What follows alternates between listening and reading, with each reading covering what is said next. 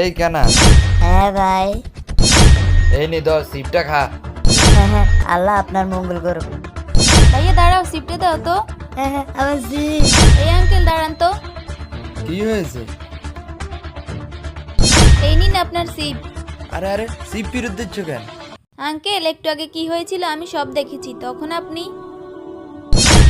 আরে অনেক খিদা লেগে গেছে, সিপটা এখান থেকে খেয়ে নি। বিসমিল্লাহ। একটু হ্যাঁ, আরে সিপটা বোধহয় নষ্ট।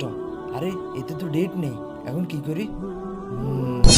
আরে আঙ্কেল এটা কি করলো? আঙ্কেলের পিছন পিছন যেতে হবে।